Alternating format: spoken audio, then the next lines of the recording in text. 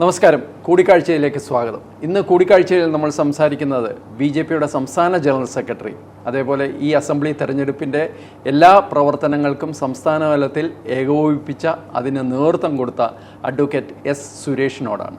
കൊട്ടിക്കലാശത്തിന് ഏതാനും മണിക്കൂറുകൾ മാത്രം ബാക്കി നിൽക്കുമ്പോൾ നമ്മൾക്ക് അഡ്വക്കേറ്റ് സുരേഷിൽ നിന്ന് അറിയാനുള്ളത് ബി.ജെ.പിയുടെ പ്രതീക്ഷകളെക്കുറിച്ച്, ഈ തെരഞ്ഞെടുപ്പ് പ്രവർത്തനം നൽകിയ പാഠങ്ങളെക്കുറിച്ച്, ജനവികാരത്തെക്കുറിച്ചുള്ള അവരുടെ ബി.ജെ.പിയുടെ അസസ്മെൻറ്റിനെ കുറിച്ചാണ്. നമുക്ക് ശ്രീ സുരേഷിനോട് സംസാരിക്കാം. സുരേഷ്, സ്വാഗതം ഈ പരിപാടി. മണിക്കൂറുകൾ മാത്രമാണ് ഇനിയും ബാക്കിയുള്ളത്. ഒരു മാസങ്ങൾ നീണ്ടുനിന്ന അണിയറ പ്രവർത്തനങ്ങൾ, പിന്നീട് ജനകീയ പ്രവർത്തനങ്ങൾ, ഇതെല്ലാം കഴിഞ്ഞ് ഇതിൻ്റെ എല്ലാം പരിസമാപ്തിയിലേക്ക് എത്താൻ ഏതാനും മണിക്കൂറുകൾ അല്ലെങ്കിൽ ഒരു ദിവസത്തിൻ്റെയൊക്കെ ഗ്യാപ്പ് മാത്രമേ ഉള്ളൂ. മുൻ തെരഞ്ഞെടുപ്പ് പ്രവർത്തനങ്ങൾക്ക് നേതൃത്വം നൽകിയ ആളെന്ന നിലയിൽ, തെരഞ്ഞെടുപ്പിൽ മത്സരിച്ച ആളെന്ന നിലയിൽ ആ ഒരു അനുഭവത്തിൻ്റെ വെളിച്ചത്തിൽ കൂടുതൽ ആത്മവിശ്വാസം ഇപ്പോൾ നൽകുന്നുണ്ടെങ്കിൽ അത് എന്തിൻ്റെ അടിസ്ഥാനത്തിലാണ്? ഒന്ന്, കേരളത്തിലെ ജനത ഒരു വലിയ മാറ്റം ആഗ്രഹിക്കുന്നു.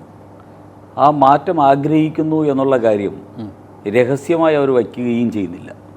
അവർ പ്രത്യക്ഷത്തിൽ തന്നെ പറയാൻ തയ്യാറാവുന്നു.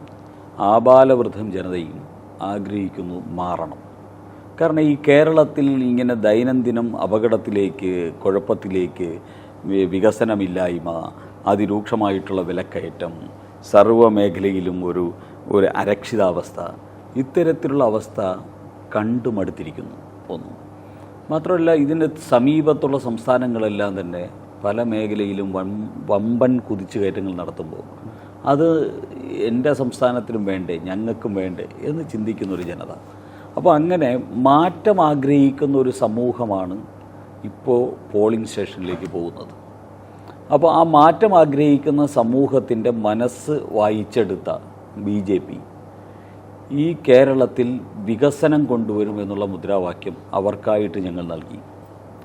ആ മുദ്രാവാക്യത്തെ, വികസിത കേരളം എന്നുള്ള മുദ്രാവാക്യത്തെ, കേരളത്തിലെ പൊതുസമൂഹം വളരെ ആവേശത്തോടുകൂടി, പ്രതീക്ഷയോടുകൂടി, അവരുടെ സ്വപ്ന സാക്ഷാത്കാരത്തിൻ്റെ ഒരു പ്രതീതിയിൽ അത് ഉൾക്കൊണ്ടു. അതിൻ്റെ ഒരു പോസിറ്റീവ് എനർജി ഈ തെരഞ്ഞെടുപ്പ് പ്രചരണത്തിൽ ആകമാനം നമുക്ക് കാണാൻ സാധിച്ചു. ഒന്ന്, ഞങ്ങൾ വികസിത കേരളം പറഞ്ഞ സമയത്ത് പിണറായി വിജയന് പോലും വികസിത കേരളം സൃഷ്ടിച്ചതിൻ്റെ കള്ളക്കഥകളുമൊക്കെ പറഞ്ഞ് ഞങ്ങളുമായിട്ട് മത്സരിക്കേണ്ട അവസ്ഥ വന്നു. ആ സബ്ജക്റ്റിലേക്ക് കൊണ്ടുവരാൻ സാധിച്ചു. ഇപ്പുറത്ത് കോൺഗ്രസ് കേരളത്തിലും ഭരിക്കുന്നില്ല, കേന്ദ്രത്തിലും ഭരിക്കുന്നില്ല.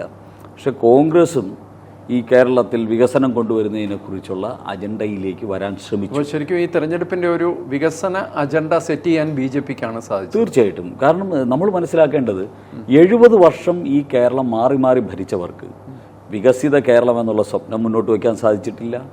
വികസിത കേരളം എന്നുള്ള ആ മുദ്രാവാക്യം വയ്ക്കാൻ സാധിച്ചിട്ടില്ല എന്ന് മാത്രമല്ല, അതിലേക്കുള്ള അതിനു വേണ്ടിയുള്ള സാഹചര്യം ഉണ്ടാക്കാനും സാധിച്ചിട്ടില്ല. ഇപ്പോൾ ബി.ജെ.പി, ശ്രീ രാജീവ് ചന്ദ്രശേഖർ ബി.ജെ.പിയുടെ സംസ്ഥാന അധ്യക്ഷനായതിനു ശേഷം കേന്ദ്ര നേതൃത്വത്തിൻ്റെയൊക്കെ ഒരു വികസിത ഭാരതം എന്നുള്ള സ്വപ്നത്തിനോട് അനുബന്ധമായിട്ട് വികസിത കേരളം എന്നുള്ളൊരു സ്വപ്നം അദ്ദേഹം മുന്നോട്ട് വയ്ക്കുകയും നരേന്ദ്രമോദിജിയും അമിത്ഷായും ഉൾപ്പെടെയുള്ളവർ അതിന് ഭയങ്കര പിന്തുണ നൽകുകയും, നരേന്ദ്രമോദിജിക്ക് ഇവിടെ വന്നിട്ട് ജയ് വികസിത കേരളം എന്നുള്ള മുദ്രാവാക്യമൊക്കെ വിളിക്കുന്നത് നമ്മൾ കേട്ടതല്ലേ. അപ്പോൾ അങ്ങനെ മുദ്രാവാക്യമൊക്കെ വിളിച്ച് അത് കേരളത്തിൽ സെറ്റ് ചെയ്തു. അപ്പോൾ ഇപ്പോൾ ആൾക്കാർ ആഗ്രഹിക്കുന്നത്, ഇപ്പം രാജീവ് ചന്ദ്രശേഖറിൻ്റെ മുഖം കാണുമ്പോൾ, രാജീവ് ചന്ദ്രശേഖറിൻ്റെ രൂപം കാണുമ്പോൾ, രാജീവ് ചന്ദ്രശേഖറിൻ്റെ ബി.ജെ.പിയുടെ ചിഹ്നം കാണുമ്പോൾ കേരളത്തിലെ ജനതയ്ക്ക് അത് അവൻ്റെ ചിഹ്നമായിട്ടും അവൻ്റെ നാടിൻ്റെ വികസനം, അവൻ്റെ കുഞ്ഞുങ്ങളുടെ ഭാവി, അവൻ്റെ കുടുംബത്തിൻ്റെ ഭദ്രത, ഇതൊക്കെ ഉറപ്പാക്കാൻ പറ്റുന്ന മുഖമാണ്, രൂപമാണ്, ചിഹ്നമാണ് എന്ന ഒരു നരേറ്റീവ്, എന്ന ഒരു ബോധ്യം അത് സെറ്റ് ചെയ്ത് ഞങ്ങൾക്ക് മുന്നോട്ട് പോകാൻ സാധിച്ചു. ഈ വികസനം പോലെയുള്ള പ്രശ്നങ്ങൾ, തൊഴിലില്ലായ്മ, അത്തരം കാര്യങ്ങളൊക്കെ പഴയ തെരഞ്ഞെടുപ്പുകളിലൊക്കെ ചർച്ച ചെയ്യപ്പെട്ടിട്ടുണ്ട് പലപ്പോഴായിട്ട്. പക്ഷേ ഇതിനൊക്കെ ഒരു പരിഹാരം ബി.ജെ.പി അല്ലെങ്കിൽ എൻ.ഡി.എ മുന്നണി എന്നുള്ള ഒരു പെർസെപ്ഷൻ സാധാരണക്കാരിലേക്ക് എത്തിക്കാൻ സാധിച്ചിട്ടുണ്ടോ ഈ തെരഞ്ഞെടുപ്പ്? അതെ, ഈ ചർച്ച ചെയ്ത് സമരം ചെയ്ത് സമരനാട്യങ്ങൾ നടത്തി, സമരാഭാസങ്ങൾ നടത്തി, എന്താ പറയുക, നമ്മുടെ യുവാക്കൾക്കും സമൂഹത്തിനും എല്ലാത്തിനോടൊരു നിസ്സംഗത അത് ബാധിച്ച് കിടക്കുകയായിരുന്നു. കാരണം ഇവർ സമരം ചെയ്യുന്നവരാരാ? ഈ സമരം ചെയ്യുന്നവർ അടുത്ത അധികാരത്തിൽ വരുന്ന സമയത്ത് അവർ ഇതിനേക്കാൾ അപകടകാരികളാകുന്നു. അതിനുശേഷം ആ സമയത്ത് സമരം ചെയ്യുന്നവർ അത് കഴിഞ്ഞ് അധികാരത്തിൽ വരുമ്പോൾ അതിനേക്കാൾ ദുഷിക്കപ്പെട്ട ആൾക്കാരായിരുന്നു. അപ്പോൾ ഇങ്ങനെയൊക്കെ കണ്ട് മടുത്ത് ഒരു നിസ്സംഗത ബാധിച്ച ഒരു കേരളത്തിലേക്ക് എത്തുമ്പോഴാണ് വികസിത കേരളം എന്നുള്ള വളരെ പോസിറ്റീവായ ക്രിയേറ്റീവായ ഭാവാത്മകമായിട്ടുള്ള ഒരു മുദ്രാവാക്യവുമായിട്ട് BJP മുന്നോട്ട് വരുന്നത്. അപ്പോൾ BJPയുടേത് കേവലം ഒരു മുദ്രാവാക്യമായിരുന്നുവെങ്കിൽ കേരളം ഏറ്റെടുക്കില്ലായിരുന്നു. കാരണം മുദ്രാവാക്യങ്ങൾ ഏറ്റവും കൂടുതൽ കേട്ട് തഴമ്പിച്ച് മരവിച്ച മനസ്സും തഴമ്പിച്ച ആൾക്കാരുമാണ് കേരളീയർ. കമ്മ്യൂണിസ്റ്റ് പാർട്ടി എന്തൊക്കെ മുദ്രാവാക്യം ഈ കേരളത്തിന് നൽകിയിട്ടുണ്ട്. കോൺഗ്രസ് പാർട്ടി ഇന്ദിരാഗാന്ധിയും രാജീവ് ഗാന്ധിയും ഒക്കെ എന്തൊക്കെ മുദ്രാവാക്യം നൽകിയിട്ടുണ്ട്.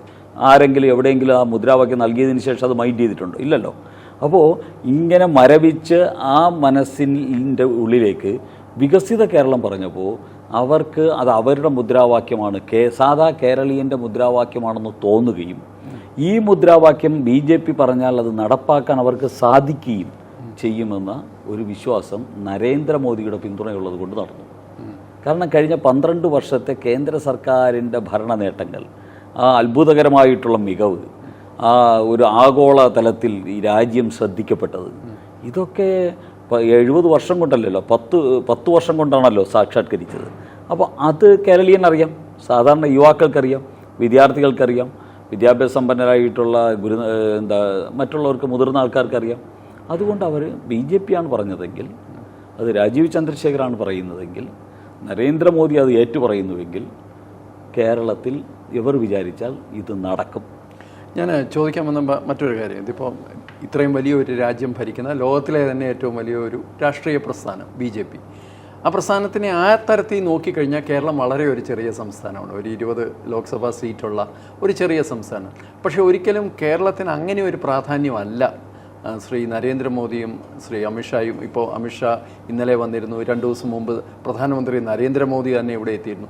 അവർ നിരന്തരം കേരളത്തെ വലിയ തോതിൽ കേരളത്തിനകത്ത് മാത്രമല്ല പുറത്തും പ്രൊജക്റ്റ് ചെയ്യുന്നുണ്ട്. കേരളം ഞങ്ങൾ പിടിക്കുമെന്നുള്ള ഒരു ആവേശകരമായ ഒരു രാഷ്ട്രീയം ലക്ഷ്യമായിട്ട് അതിനെ എടുത്തു കാണിക്കുന്നുണ്ട്. വികസിത കേരളം എന്നുള്ളത് അദ്ദേഹം ഈ പറയുന്നത് പോലെ വലിയൊരു സ്വപ്നമായിട്ട് തന്നെ ജനങ്ങളുടെ മുമ്പിൽ അവതരിപ്പിക്കുന്നുമുണ്ട്. എന്താണ് കേരളത്തിന് ഇത്രയും പ്രാധാന്യം കൊടുക്കുന്നത്? അത് വെറും ഒരു സാമൂഹികപരമായ അല്ലെങ്കിൽ രാഷ്ട്രീയമായ ഒരു കാര്യം മാത്രമാണോ? കേരളത്തിലെ പാർട്ടി പ്രവർത്തകർ ത്യാഗത്തിൻ്റെ, സമർപ്പണത്തിൻ്റെ, പ്രതിബദ്ധതയുടെ ആൾരൂപങ്ങളാണ്. പ്രസ്ഥാനത്തിന് വേണ്ടി സർവ്വതും മറന്ന് പ്രസ്ഥാനത്തിൻ്റെ ആദർശത്തിന് വേണ്ടി ഏതറ്റം വരെയും പോകാൻ തയ്യാറുള്ള, ആ രീതിയിൽ പ്രതിബദ്ധതയുള്ള പ്രവർത്തകരാണ് കേരളത്തിലെ പ്രവർത്തകരെന്ന് ദേശീയ തലത്തിൽ തന്നെ എല്ലാവരും അംഗീകരിക്കുന്നൊരു കാര്യമാണ്. അതുകൊണ്ടാണല്ലോ നരേന്ദ്രമോദി 3 പ്രാവശ്യം ഇന്ത്യയുടെ പ്രധാനമന്ത്രിയായപ്പോഴും അദ്ദേഹം പാർട്ടിയുടെ കേന്ദ്ര കാര്യാലയത്തിൽ അതിന് രാജ്യത്തിന് നന്ദി രേഖപ്പെടുത്തുന്ന സമയത്ത് അദ്ദേഹം എപ്പോഴും സ്മരിക്കാറുള്ളത് കേരളത്തിലെ പ്രവർത്തകരുടെ ത്യാഗത്തെക്കുറിച്ച്. 2014 തന്നെ കേരളത്തിലെ ബലിദാനികളായിട്ടുള്ള പ്രവർത്തകരെ കുറിച്ചാണ്. കേരളത്തിൽ ജീവശവങ്ങളായിട്ടിരിക്കുന്ന, പ്രസ്ഥാനത്തിന് വേണ്ടി ജീവശവങ്ങളായിട്ടിരിക്കുന്ന പ്രവർത്തകരെ കുറിച്ചാണ്. കേരളത്തിൽ നിരപരാധികളായിട്ട് ജയിൽവാസം അനുഭവിക്കേണ്ടി വരുന്ന പ്രവർത്തകരെ കുറിച്ചാണ്. അപ്പോൾ ഇങ്ങനെയുള്ള പ്രവർത്തകരുടെ ത്യാഗം, അവർ ഇന്നലകളിൽ സൃഷ്ടിച്ച പ്രതിബന്ധങ്ങളെ തരണം ചെയ്ത് അവർ ഇന്നലകളിൽ സൃഷ്ടിച്ച ആ ത്യാഗോജ്ജലമായിട്ടുള്ള പോരാട്ടമാണ് ഞങ്ങളെപ്പോലെയുള്ളവർ ഇന്ന് ഉയർത്തിപ്പിടിക്കുന്നത്. ഞങ്ങളെപ്പോലെയുള്ളവരെ സൃഷ്ടിച്ചതും ഇന്ന് BJPക്ക് അധികാര സ്ഥാനങ്ങളിലെത്താൻ സാധിക്കുന്നതും BJPക്ക് ഒരു ആത്മാഭിമാനവും ആത്മവിശ്വാസവും പകർന്നു തരുന്നതും ഈ പിന്നിട്ട കാലഘട്ടത്തിൽ നമ്മുടെ പൂർവികരായിട്ടുള്ള പ്രവർത്തകർ നടത്തിയ ധീരോദാത്തമായിട്ടുള്ള പോരാട്ടങ്ങളും അവരുടെ സമ്പൂർണമായ സമർപ്പണവുമാണ്.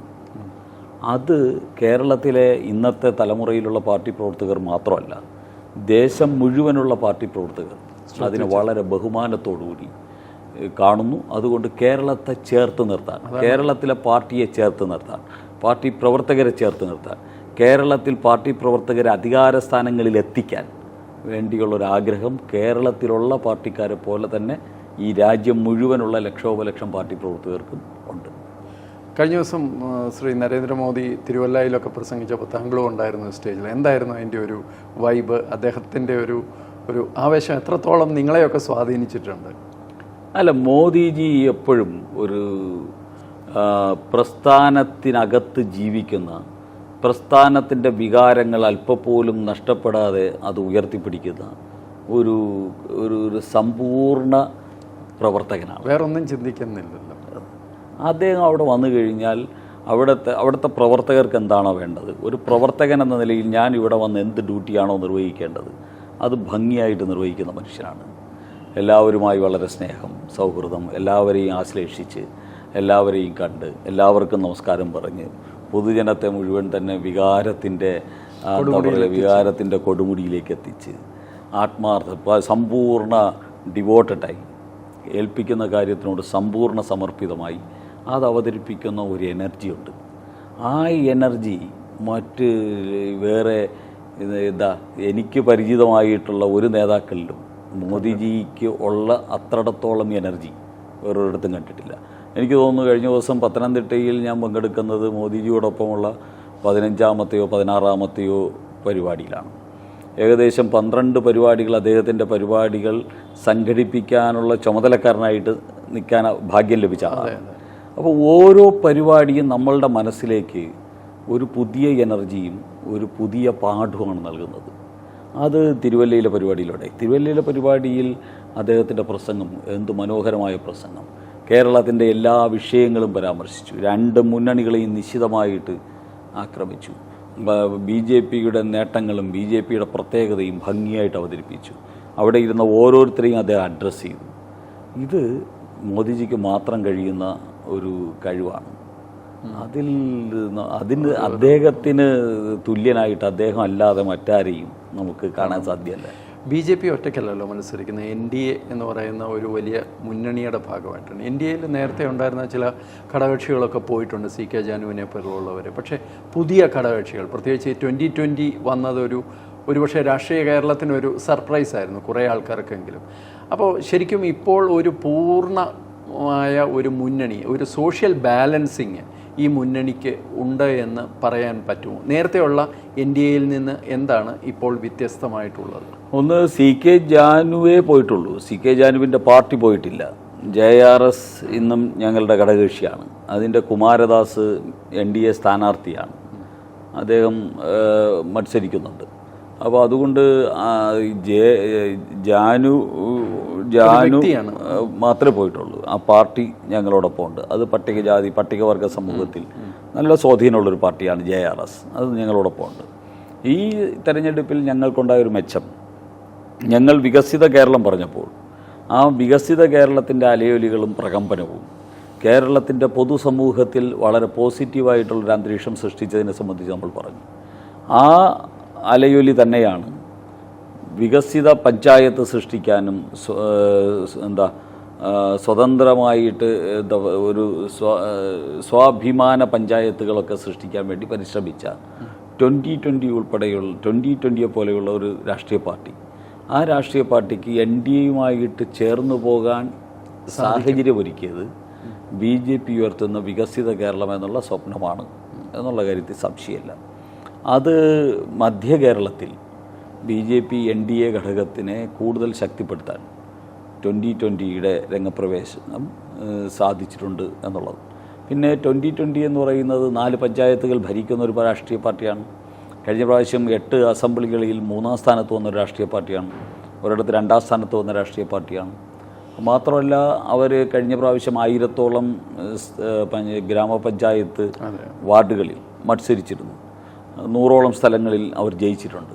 അപ്പോൾ അങ്ങനെ അതുകൊണ്ട് അവർ BJPയിലേക്ക് വരുമ്പോൾ അവർക്ക് അവരുടേതായ ഒരു നിലം ഉണ്ട്. ഒരു പ്രതലത്തിൽ നിന്നുകൊണ്ടാണ് അവർ വരുന്നത്. അതുകൊണ്ട് ഞങ്ങൾക്ക് കൂടുതൽ റെസ്പെക്റ്റ് കൊടുക്കാനും അവർക്ക് കൂടുതൽ അവസരങ്ങൾ കൊടുക്കാനും ഒക്കെ ഞങ്ങൾ മനസ്സുകൊണ്ട് പരസ്പരം തയ്യാറാവുകയും അങ്ങനെ വളരെ പരസ്പരം കൂടുതൽ ശക്തിയിലേക്ക് പോകാൻ പറ്റുന്ന രീതിയിൽ. ഞാനിത് ചോദിക്കാൻ കാരണം BJP ഒരു പ്രത്യേക മതവിഭാഗത്തിൻ്റെ അല്ലെങ്കിൽ ഒരു പ്രത്യേക ജനവിഭാഗത്തിൻ്റെ ഒരു പ്രതിനിധി എന്നുള്ള നിലയിൽ ഒരു ഓരത്ത് നിർത്താനാണ് രണ്ട് മുന്നണികളും ഇത്രയും കാലം ശ്രമിച്ചിരുന്നത്. പക്ഷേ ഇതുപോലുള്ള പ്രസ്ഥാനങ്ങൾ വന്നതോടുകൂടി ഒരു പൂർണ്ണമായ ജനവിഭാഗങ്ങളെ പ്രതിനിധീകരിക്കുന്ന എലിമെൻറ്റ്സ് എല്ലാമുള്ള ഒരു പൂർണ്ണ രാഷ്ട്രീയ മുന്നണിയായിട്ട് NDA മാറി എന്നുള്ളത് ഒരു പ്രധാന കാര്യമല്ലേ? അല്ല, BJPയെ ഇനി പഴയതുപോലെ കോർണർ ചെയ്യാൻ സാധിക്കില്ല എന്ന് വർത്തമാനകാലം തെളിയിച്ചുകൊണ്ടിരിക്കുകയാണ്. കാരണം ഈ തെരഞ്ഞെടുപ്പിൻ്റെ ആദ്യം ഡീല് എന്നൊക്കെ പറഞ്ഞ് BJP എന്തോ ഒരു വലിയ ഭീകര സത്വമാണ്, BJPയെ നിങ്ങളെല്ലാവരും കൂടെ ആട്ടി ഓടിക്കണം, എന്നിട്ട് അതിനെ ആടിനെ പട്ടിയാക്കി പട്ടിയെ പേപ്പട്ടിയാക്കുന്ന രീതിയിൽ BJP ഒരു വർഗീയ മൂരാച്ചി പാർട്ടിയായിട്ട് മാറ്റി ക്രിസ്ത്യാനിയെയും ഹിന്ദുവിനെയും മുസൽമാനെയും ഒക്കെ കൂടെ കൊണ്ടുപോയി വോട്ട് കൊണ്ടുപോകാം, വീണ്ടും കേരളത്തെ വഞ്ചിക്കാം, കേരളത്തെ ചതിക്കാം എന്ന വ്യാമോഹവുമായിട്ട് കടന്നു വന്ന കോൺഗ്രസ്സുകാരെയും കമ്മ്യൂണിസ്റ്റുകാരെയും നമ്മൾ ഒരു 2 ആഴ്ച മുമ്പ് കണ്ടു.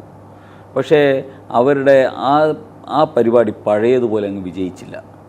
ഇപ്പോൾ BJPയെ അറ്റാക്ക് ചെയ്താൽ അത് ആവശ്യമാണോ, BJP അങ്ങനെ അറ്റാക്ക് ചെയ്യപ്പെടേണ്ടതാണോ എന്ന് ചോദിക്കുന്ന ക്രിസ്ത്യാനിയും മുസൽമാനും കേരളത്തിൽ കൂടുതൽ ഉണ്ട്.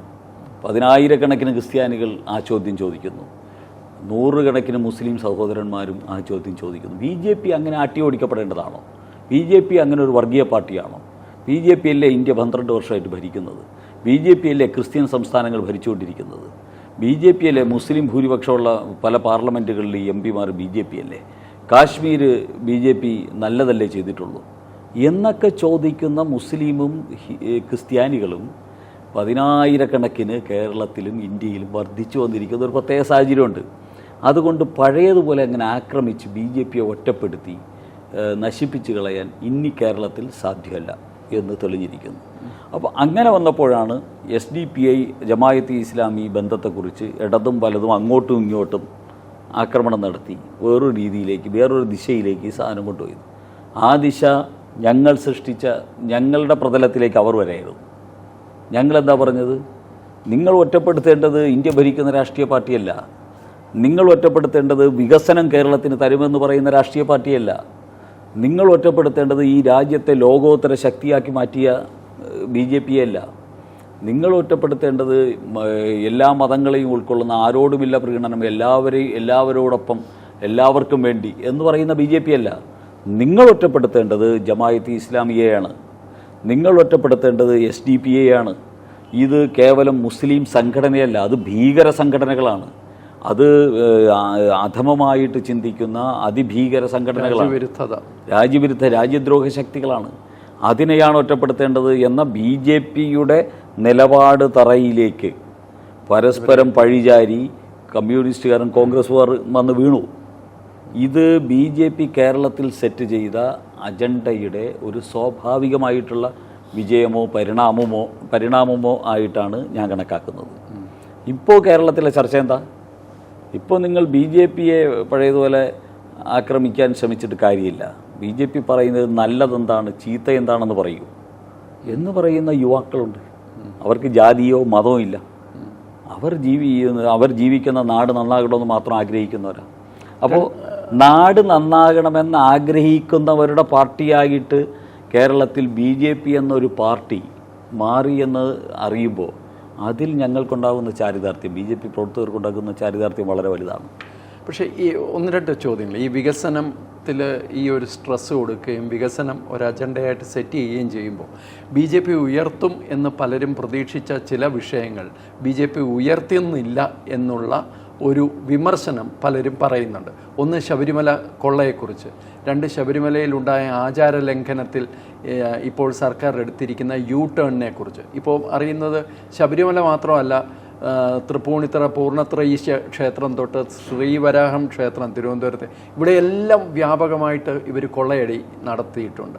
അപ്പം അത്തരം ചില വിഷയങ്ങളുണ്ട്. അത്തരം വിഷയങ്ങളിലും കൂടി അത്തരം വിഷയങ്ങൾ എന്തുകൊണ്ട് BJP ഹൈലൈറ്റ് ചെയ്യുന്നില്ല എന്നൊരു ചോദ്യം വരുന്നുണ്ട്.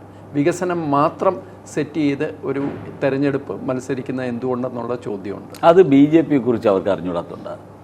BJP ഈ അടിസ്ഥാന ആദർശങ്ങളിൽ വെള്ളം ചേർക്കാതെ കാലഘട്ടത്തിനനുസരിച്ച് മാറാൻ പ്രാപ്തിയുള്ള ഈ ലോക ജനാധിപത്യ ചരിത്രത്തിൽ അങ്ങനെ ആ പ്രാപ്തിയുള്ള ഏതെങ്കിലും രാഷ്ട്രീയ പാർട്ടി ഉണ്ടെങ്കിൽ ആ രാഷ്ട്രീയ പാർട്ടിയുടെ പേര് BJP എന്നാണ്. 500 വർഷങ്ങൾക്ക് മുമ്പ് പറഞ്ഞ അയോധ്യയിൽ ശ്രീരാമക്ഷേത്രം BJP അധികാരത്തിൽ വന്ന 500 വർഷത്തിന് ശേഷമാണെങ്കിൽ BJPയിൽ അധികാരത്തിൽ വന്നപ്പോഴാണ് യാഥാർത്ഥ്യമായത്. 75 വർഷങ്ങൾക്ക് മുമ്പ് ഡോക്ടർ ശ്യാമപ്രസാദ് മുഖർജി കാശ്മീരിലേക്ക് യാത്ര ചെയ്തത്, 70 വർഷം കാശ്മീരിലേക്ക് യാത്ര ചെയ്തത് കാശ്മീരിലെ 307-ാം വകുപ്പിനെതിരെയാണ്. 70 വർഷം കഴിഞ്ഞ് BJPക്ക് അതിനുള്ള അവസരം കിട്ടിയപ്പോൾ BJP ആ 370-ാം വകുപ്പ് എടുത്ത് ദൂരേക്ക് കളഞ്ഞു. കോമൺ സിവിൽ കോഡ് എന്ന് പറയുന്നത് BJPയുടെ ഒരു അജണ്ടയാണ്. ആ അജണ്ട നടപ്പാക്കാനുള്ള നല്ല അവസരത്തിന് വേണ്ടി BJP കാത്തിരിക്കുകയാണ്. അതുപോലെ തന്നെ പൗരത്വ ഭേദഗതി നിയമം BJP ദശാബ്ദങ്ങളായിട്ട് പറയുന്നതാണ്, അധികാരം കിട്ടിയപ്പോൾ നടപ്പാക്കി. അപ്പോൾ നൂറ്റാണ്ടുകളും ദശാബ്ദങ്ങളും കഴിഞ്ഞാലും ആദർശത്തിൻ്റെ അടിസ്ഥാനത്തിൽ പാർട്ടി എന്തിലെങ്കിലും വിശ്വസിക്കുന്നുണ്ടെങ്കിൽ ആ വിശ്വാസം സംരക്ഷിക്കാൻ BJPക്ക് സാധിക്കും എന്നത് അടൽ ബിഹാരി വാജ്പേയിയും നരേന്ദ്രമോദിയുടെയും ഭരണകാലഘട്ടങ്ങളിൽ ഈ രാജ്യത്ത് BJP കാണിച്ചിട്ടുള്ളതാണ്. അതുകൊണ്ട് BJP അറിയുന്നവർക്ക് BJP വെള്ളം ചേർക്കുന്നു, BJP ഒളിച്ചോടുന്നു, ഇത്തരത്തിലുള്ള തെറ്റിദ്ധാരണകളൊന്നും വരില്ല. BJP അറിയുന്നവർക്ക് അറിയാം. അതിനോടൊപ്പം ചേർത്ത് ചോദിക്കേണ്ട ഒരു ചോദ്യം, ഇപ്പം നിങ്ങൾ വികസനം പറഞ്ഞ് ഒരു തെരഞ്ഞെടുപ്പ് പ്രചരണം മുമ്പോട്ട് കൊണ്ടുപോകാം, മറ്റ് ചില വിഷയങ്ങളിലേക്ക് ഇത് കൊണ്ടുവരാൻ, അതായത് BJP ഇപ്പോൾ FCRA ഭേദഗതി വന്നു, ഇതുപോലെയുള്ള വിഷയങ്ങൾ മത ന്യൂനപക്ഷങ്ങൾക്കെതിരാണ്, മത ന്യൂനപക്ഷങ്ങളിൽ വലിയ ഭീതി പടരുന്നു എന്നുള്ള നിലയിലേക്ക് ഒരു ചർച്ച കൊണ്ടുപോകാൻ ഇടതുപക്ഷവും അതേപോലെ UDFും ശ്രമിച്ചിരുന്നു. അത് വിജയിച്ചു എന്ന് കരുതുന്നുണ്ടോ? ഇല്ല, ഒരിക്കലുമില്ല. ഇതിൽ വേറൊന്ന്, ഇപ്പോൾ ശബരിമല വിഷയത്തിൽ തന്നെ ഞാനിപ്പോൾ അതിൽ ഒന്നുകൂടെ പറഞ്ഞിട്ട്, ശബരിമല വിഷയത്തിൽ ഈ കേരളത്തിൽ നിരന്തരമായിട്ട് സമരം ചെയ്തതാരാ? BJPയാണ്. ഈ സമരത്തിൽ രാജീവ് ചന്ദ്രശേഖരനെ പോലെയുള്ള വ്യക്തികൾ റോഡിൽ കോരിച്ചൊരിയുന്ന മഴയത്ത് കുത്തിയൊലിക്കുന്ന വെള്ളത്തിൽ ഇരുന്നുകൊണ്ട് സമരം ചെയ്ത് സെക്രട്ടേറിയറ്റിന് ചുറ്റും 10,000-കണക്കിന് പ്രവർത്തകർ സമരം ചെയ്ത സമരചരിത്രം ശബരിമലയുടേതായിരുന്നു. കേരളത്തിൽ മുഴുവൻ ഞങ്ങൾ ജ്യോതി യാത്രകൾ നടത്തി, ജ്യോതി സംഗമങ്ങൾ നടത്തി. മകരജ്യോതി ദിവസം കേരളത്തിലെ എല്ലാ വീടുകളിലും മകരജ്യോതി തെളിയിച്ചു BJP. അതൊക്കെ കേരളത്തിലെ അവിസ്മരണീയമായ ശബരിമല സമരത്തിൻ്റെ പോരാട്ടങ്ങളായിരുന്നു. ആ പോരാട്ടം യഥാർത്ഥത്തിൽ പോരാട്ടത്തിൽ നിന്ന് വിട്ടു ഓടിയതാരാ? കോൺഗ്രസ്സാണ്. കോൺഗ്രസ് സോണിയാഗാന്ധിയിലേക്ക്, ഇത് തട്ടിപ്പിൻ്റെ പങ്കാളിയായി സോണിയാഗാന്ധിയും കൂടെ വന്നപ്പോൾ കോൺഗ്രസ് നിയമസഭയിലും ശബരിമല വിഷയം ചർച്ച ചെയ്യാതായി, തെരുവിലും ചർച്ച ചെയ്യാതായി. കോൺഗ്രസ്സിന് അതൊരു പുലിവാലായിട്ട് മാറി ശബരിമല. പക്ഷെ ഇതിൽ ശബരിമലയിൽ സ്ഥിരമായി നിരന്തരമായി ശബരിമല വിഷയം ഉയർത്തി ശബരിമലയുടെ പോരാട്ടം നടത്തി മുന്നോട്ട് പോയിട്ടുള്ള ഏക പാർട്ടി രാഷ്ട്രീയ പാർട്ടി BJPയാണ്.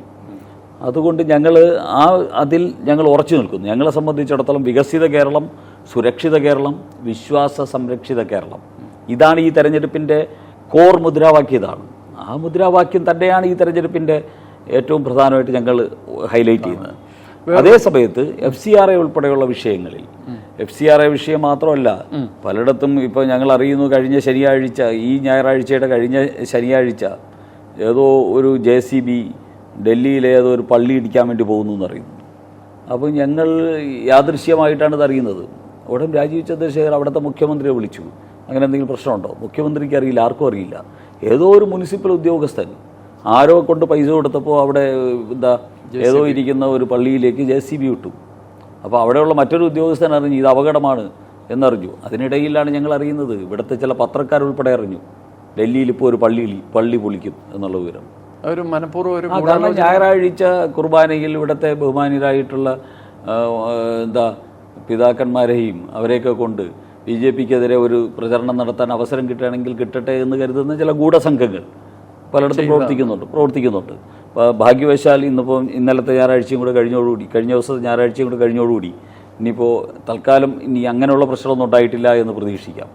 എന്തായാലും ഇങ്ങനെ BJPയെ ക്രിസ്ത്യൻ സമൂഹത്തിൽ നിന്ന് വീണ്ടും അകറ്റാൻ വേണ്ടിയുള്ള വലിയ ഗൂഢാലോചനയും ആസൂത്രിതമായിട്ടുള്ള നീക്കവും നടക്കുന്നുണ്ട്. അതിൻ്റെ ഭാഗമായിട്ടാണ് FCRA എടുത്തിട്ടത്. FCRA മതങ്ങൾക്ക് വേണ്ടിയുള്ളതല്ല, മതങ്ങളുമായിട്ട് അതിന് ബന്ധവുമില്ല. അതൊരു സാമ്പത്തിക റെഗുലേഷനാണ്. ഇത്തരത്തിലുള്ള നിരവധി സാമ്പത്തിക റെഗുലേഷൻസ് വന്നപ്പോഴാണ് ലോകത്ത് ദരിദ്ര രാജ്യങ്ങളിൽ ദരിദ്ര രാജ്യങ്ങളിൽ ഒന്നായിരുന്ന ഇന്ത്യ 10 വർഷം കൊണ്ട് ലോകത്തിലെ ഏറ്റവും സമ്പന്ന രാജ്യങ്ങളിൽ 4ാമത്തേതായി മാറിയത്. ഇത്തരത്തിലുള്ള എക്കണോമിക്കൽ ഫിനാൻഷ്യൽ റെഗുലേഷൻസ് വന്നോളൂ. അതിന് ആ രീതിയിലേ കാണേണ്ട ആവശ്യമുള്ളൂ. പക്ഷേ ക്രിസ്ത്യൻ സമൂഹത്തിലെ ചില സംഘടനകൾക്ക് അതിൽ ഉത്കണ്ഠയുണ്ട്. അപ്പോൾ ഞങ്ങൾ എന്ത് ചെയ്തു? രാജീവ് ചന്ദ്രശേഖർ കേരളത്തിലെ ക്രിസ്ത്യൻ സമൂഹമായിട്ട് സംസാരിച്ചു. കിരൺ റിജിജു കേന്ദ്ര ന്യൂനപക്ഷകാര്യ വകുപ്പ് മന്ത്രി കേരളത്തിൽ വന്നു. ഇവിടുത്തെ ക്രിസ്ത്യൻ സമൂഹവുമായിട്ട് അദ്ദേഹം സംസാരിച്ചു. ഉത്കണ്ഠകൾ പരിഹരിച്ചതിന് ശേഷം മാത്രമേ നിയമം കൊണ്ടുവരുള്ളൂ എന്ന് പറഞ്ഞു. ക്രിസ്ത്യൻ സമൂഹം ഹാപ്പിയായി. മുമ്പൊക്കെ ഇത് സാധിക്കുമായിരുന്നോ? മുനമ്പം പോലെയുള്ള സ്ഥലങ്ങളിൽ ദശാബ്ദങ്ങളായിട്ട് 610 ക്രിസ്ത്യൻ കുടുംബങ്ങൾ, ഭൂരിപക്ഷം വരുന്ന ക്രിസ്ത്യൻ കുടുംബത്തെ അവൻ കയറിക്കിടക്കുന്ന ഭൂമിയും അവൻ്റെ വീടും കയ്യേറാൻ ഇവിടെ വഖഫിന് അധികാരം കൊടുത്ത കമ്മ്യൂണിസ്റ്റുകാരും കോൺഗ്രസ്സുകാരാണ് ഇപ്പോൾ ഇങ്ങനെ മുതലക്കണ്ണീരൊഴുക്കി പൊട്ടിക്കരയുന്നത്. രാഷ്ട്രീയമാണെന്ന്. അപ്പോൾ ഇത്തരത്തിലുള്ള ഈ ചതിക്കുഴികൾ ഇവിടുത്തെ ക്രിസ്ത്യൻ സമൂഹവും അതിൻ്റെ മതമേലധ്യക്ഷന്മാരും മനസ്സിലാക്കുന്നു. അതുകൊണ്ട് ഇവർ പറയുന്നതിനനുസരിച്ച് ഇപ്പോൾ എടുത്തു ചാടുന്നില്ല. അവർ നമ്മളുമായിട്ട് ഇപ്പോൾ വി ഡി സതീശനേക്കാൾ, പിണറായി വിജയനേക്കാൾ ഇവിടുത്തെ ക്രിസ്ത്യൻ സഭകളുമായിട്ട് സംവദിക്കാനും ആരുമായിട്ട് അങ്ങോട്ട് പോയി ചർച്ച ചെയ്യാനും ഇങ്ങോട്ട് വന്ന് ചർച്ച ചെയ്യാനും പറ്റുന്ന ബന്ധം, ആ ബന്ധം BJPക്ക് കേരളത്തിലുണ്ട്. അതുകൊണ്ട് ഞങ്ങൾക്ക് ഇടനിലക്കാരുടെ ഒന്നും ആവശ്യമില്ല. ഞങ്ങളെ മനസ്സിലാക്കാൻ ക്രിസ്ത്യൻ സമൂഹത്തിന് സാധിക്കും. ക്രിസ്ത്യൻ സമൂഹത്തിൻ്റെ എല്ലാ വിഭാഗം ക്രിസ്ത്യൻ സമൂഹത്തിൻ്റെയും വികാരങ്ങളും പ്രശ്നങ്ങളും മനസ്സിലാക്കാൻ BJPക്കും സാധിക്കുന്ന ഒരു പുതിയ സാഹചര്യം കേരളത്തിൽ സൃഷ്ടിക്കപ്പെട്ടിട്ടുണ്ട്. ഒരു ചോദ്യം ഈ ഡീലിനെ കുറിച്ചാണ്. ഇപ്പോൾ താങ്കൾ തന്നെ നേരത്തെ പറഞ്ഞു, ഇപ്പോൾ ഇതുപോലെയുള്ള മറ്റൊരു ആരോപണമാണ് ഈ ഡീലുകൾ.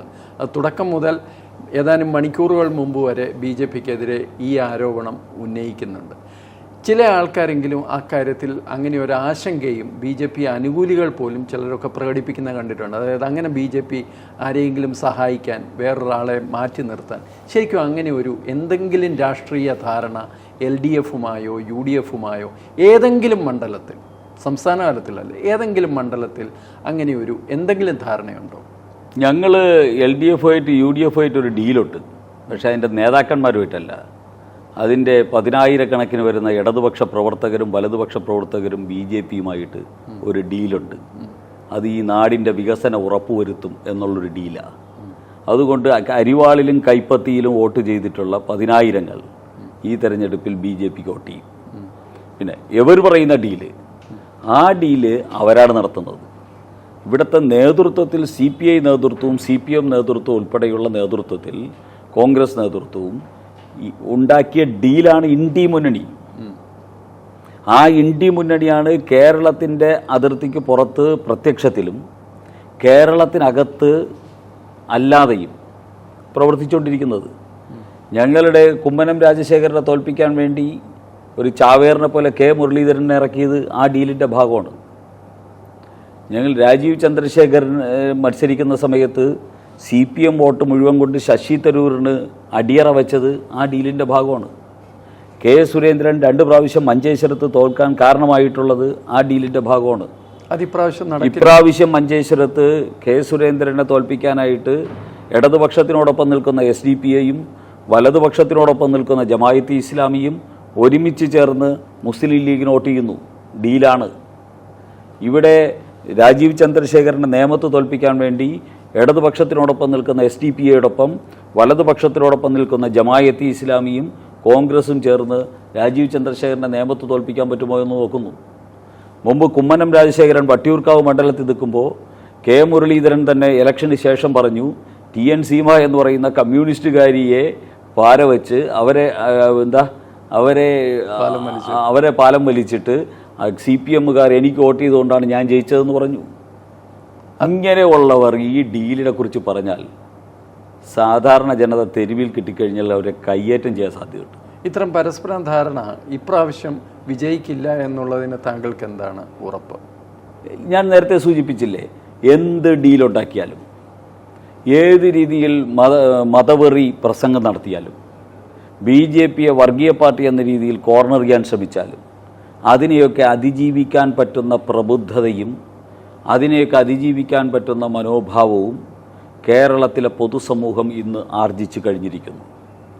ഇനി ഇവരെ വഞ്ചിക്കാനും ഇവരെ തെറ്റിദ്ധരിപ്പിക്കാനും ഇവരെ വഴിതെറ്റിക്കാനും പിണറായി വിജയനോ വി ഡി സതീശനോ കമ്മ്യൂണിസ്റ്റ് പാർട്ടിക്കോ കോൺഗ്രസിനോ ഇനി കേരളത്തിൽ സാധ്യമല്ല. ഒന്ന് രണ്ട് ചോദ്യങ്ങൾ കൂടി. ഈ താങ്കൾ സംസ്ഥാന തലത്തിൽ തെരഞ്ഞെടുപ്പ് പ്രവർത്തനങ്ങളെ ഏകോപിപ്പിക്കുന്ന നേതാവും കൂടാണ്.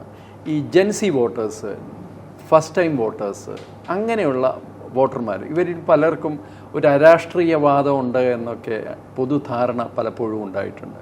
താങ്കളുടെ ഒരു അനുഭവം എന്താണ്? അവരുടെ ഒരു ചിന്താഗതി എന്താണ്? ജെൻസി വോട്ടർമാർ കണ്ട ഇന്ത്യ നരേന്ദ്രമോദിയുടെ ഇന്ത്യയാണ്. ജെൻസി വോട്ടർമാർ കണ്ട ഇന്ത്യ വികസിക്കുന്ന ഇന്ത്യയാണ്. ജെൻസി വോട്ടർമാർ കാണുന്ന ഇന്ത്യ എല്ലാ സംരംഭങ്ങളും ഇന്ത്യയെ തേടി എത്തുന്ന പുതിയ ഇന്ത്യയാണ്. ജെൻസി വോട്ടർമാർ കാണുന്ന ഇന്ത്യ ലോകത്തെവിടെ പോയാലും അംഗീകാരം കിട്ടുന്ന ഇന്ത്യയാണ്. അതിലവർ അഭിമാനിക്കുന്നു, അവർ സന്തോഷിക്കുന്നു.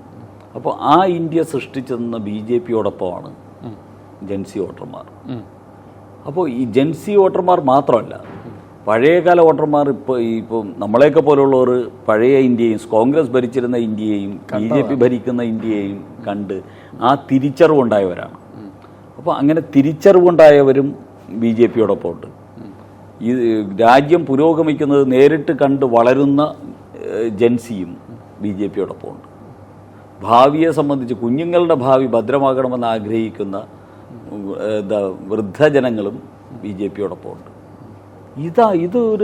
ഇതൊരു രാജ്യത്ത് സൃഷ്ടിച്ച വളരെ പോസിറ്റീവായിട്ടുള്ള ഒരു അത്ഭുതമാണ് BJP.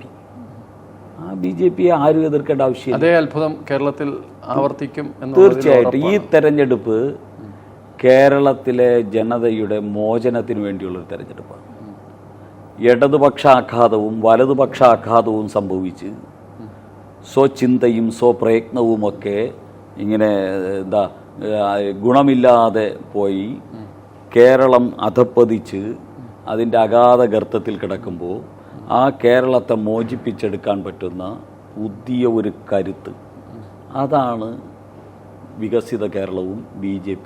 വലിയ പണിപ്പെടേണ്ടി വരില്ലേ കേരളം? അതുപോലെ ഒരു വലിയ സാമ്പത്തിക തകർച്ചയുടെ നടുവിലാണ്. ശരിക്കും പറഞ്ഞാൽ ഓരോ മലയാളിയും ജനിക്കാനിരിക്കുന്നവരും ലക്ഷക്കണക്കിന് രൂപയുടെ കടക്കാരായ ഒരു സ്ഥിതിയിൽ എത്തി നിൽക്കുന്ന ഒരു സംസ്ഥാനമാണ്.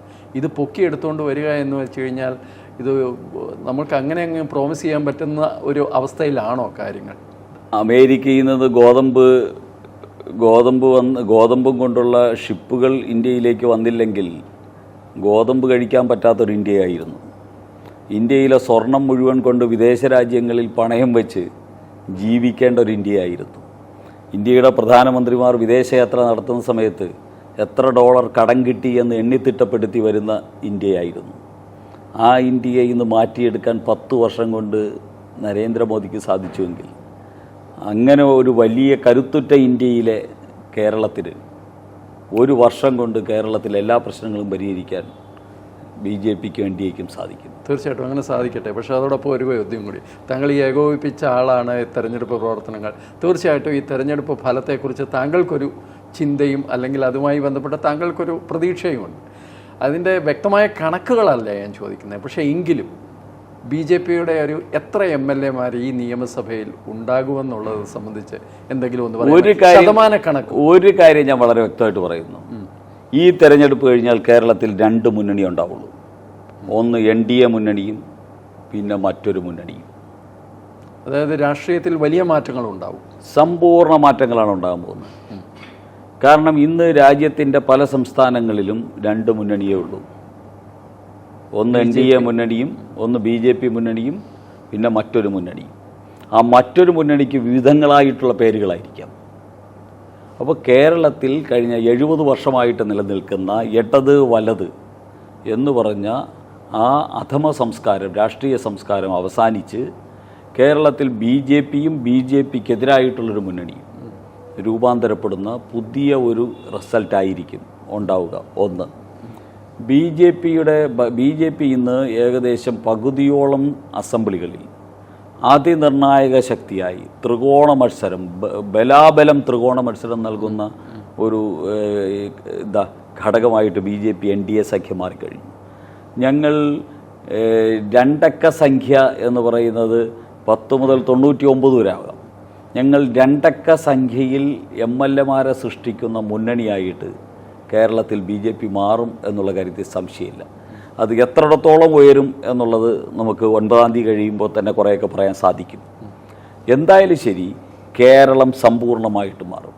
കേരളത്തിൻ്റെ 70 ആണ്ടത്തെ രാഷ്ട്രീയ ചരിത്രം മാറും. കേരളത്തിൽ BJP ഒരു പക്ഷത്തും മറുപക്ഷത്തും മറ്റുള്ളവരും ആകുന്നൊരു പുതിയ ചരിത്രം ഉണ്ടാകും. ആ രീതിയിലേക്ക് കേരള രാഷ്ട്രീയം എത്തും.